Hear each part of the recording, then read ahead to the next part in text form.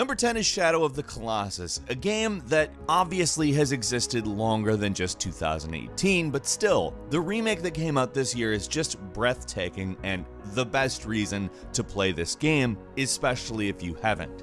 If you have, it's still worthwhile, it's beautiful, it's definitely the best version of this release, but the kind of exploration that we have in a game like Shadow of the Colossus, an empty, lonely, yet beautiful, emotional, aesthetic, and mood-fueled experience. It's a game that takes the fact that it isn't really a populated world and uses the environment and variety and sort of imagined history to tell a story that's really worth immersing yourself in. And did I mention that the 2018 version looks absolutely breathtaking? Seriously, play Shadow of the Colossus. Number 9 is Pillars of Eternity 2 Deadfire. Now, Pillars of Eternity are kind of the more PC RPG, CRPG type exploration. You have to check out things for finding items and things like that, but it's not just that. There's also this element of sea exploration that involves a lot of management from your ship to your crew, but it obviously also brings in all the Pillars of Eternity stuff, which again is very similar to a lot of RPGs from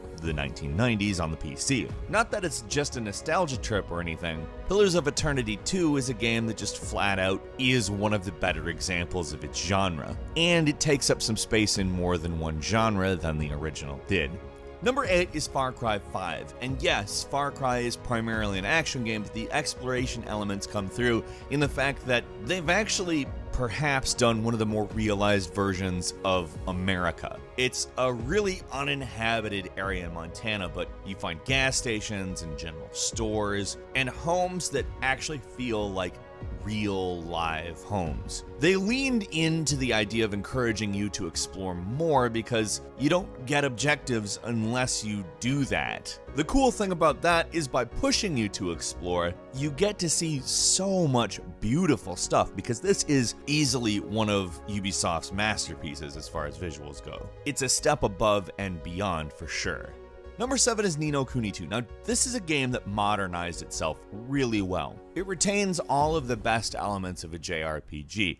The goofy story, the pretty visuals, the aesthetics, the music, but it includes a lot more loot-oriented mechanics, and you see some of the Western influence, but it's in particular in the exploration elements of the game. This game gives you so much area to cover, and it rewards you in a good way for doing so. You end up finding more things to do, finding more resources, finding more items, being able to build your kingdom much easier, and honestly, it's a more satisfying experience if you just slow down and smell the roses, so to speak. It's a beautiful game that is just well above and beyond, visually speaking, so many other of its competitors, maintaining the Studio Ghibli look without actually even having Studio Ghibli on board in a large capacity anymore. Plus, it's fun as hell. No matter how you're playing it too, you can end up playing it as an exploration game or go straight in on the RPG and action elements. It's one of those games that gives you a lot to do and says, here, enjoy.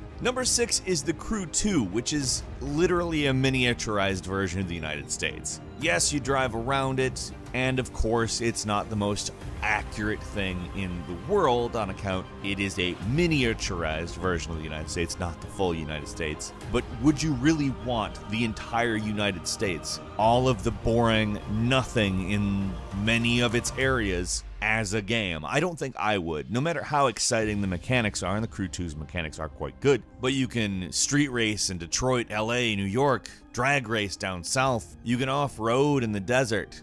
There's so much to do and so much to see in this game. And you're not even limited just to cars, you can bring in boats and planes, and truthfully, it's a weird but interesting look at all of these incredibly beautiful, real things. And you don't get all of that in one game, ever, really. Number 5 is No Man's Sky Next, which, yes, is not a 2018 game. There's so much more in No Man's Sky Next, though. There are a lot of people that are really trying hard to lay into the fact that it's still fundamentally the same game, but when you make the same game better, I don't really understand the issue. At its heart, No Man's Sky has always been an exploration game. However, due to some of the promises and things that were said about it, it really didn't live up to what they were saying. Now it does. It's a great, I mean, really just a cool game. It's the thing that I really wanted to be able to say when it came out. I don't think any of us really wanted that explosion of controversy. We wanted a good game, and that was why it happened. No Man's Sky Next now generates a lot of different types of worlds in a better way than it used to,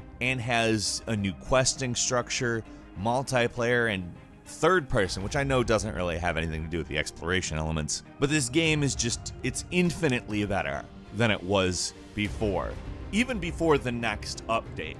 It had already become quite a better game over time, but Next just puts this is like a great space exploration game. And if it's looked at in that way, if you don't expect something that is not supposed to be at this point, it's a hell of a lot of fun, and you're going to see stuff that is just jaw-dropping. Number 4 is Spider-Man. The brand new Spider-Man game is absolutely just gorgeous. From Jake's impressions that we've seen of it so far, and what he's had to say about it, I am just beyond excited. And some of the old Spider-Man games, even when they weren't great games, had the exploration element down, but technical limitations prevented us from ever getting like a big, awesome New York City for him to web sling around, and guess what? We have got that now. It's not completely to scale, but it is a big city with a lot of famous landmarks as well as traffic and pedestrians. It looks beyond cool. Plus, the combat is just gonna keep me busy forever, I think. Number 3 is Fallout 76, an online sort of version of Fallout that actually does revolve heavily around exploration. From the looks of it, it seems a lot like the real point of the game will be getting society going after the first vault is opened in West Virginia, and that means a lot of, hey, what's going on around us? Now, the thing is, this could be great, and it could also be not great. It may just be an empty Fallout game without a lot of world to absorb, leaning on the idea that you and your friends will enjoy it because it's Fallout and you're doing it together. I've seen the skepticism, and I was very skeptical at first announcement, but the more I've thought about it, the more I've thought this could actually go down well. Will it? We don't know, but it looks good. It looks like a very unique environment for Fallout that we certainly haven't explored anything like this in Fallout at any point before, so at least it's an attempt at something new in a way that doesn't seem to be conforming to the industry trends as badly as I thought it might have when they first said what it was, but we will see. Number 2, Assassin's Creed Odyssey.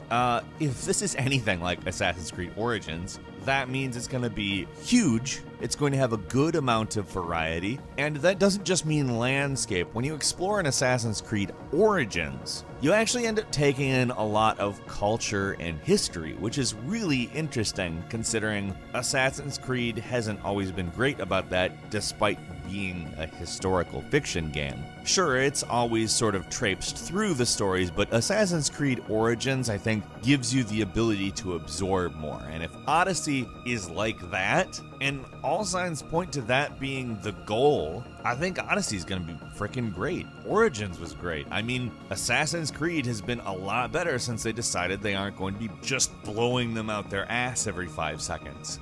And finally, number 1 is Red Dead Redemption 2, which is the granddaddy of all the exploration games because it's the granddaddy of most types of games for the year. The exploration elements that are going to be present in Red Dead Redemption, of course, are probably going to be some of the main reasons why we want to stay in the world, though. The things we find in Rockstar games, the little details, the locations, the personality that the environment brings is always the reason why these games are so interesting long after their release. They are a developer that is incredible at developing lived-in places. And knowing how that's played out in previous Red Dead games, as well as knowing how much they've upped the ante with GTA over the years, Red Dead Redemption 2 is probably going to be really intense and huge and dense and feel like something you need to see every inch of. I am really excited for Red Dead Redemption 2 and really most of these games.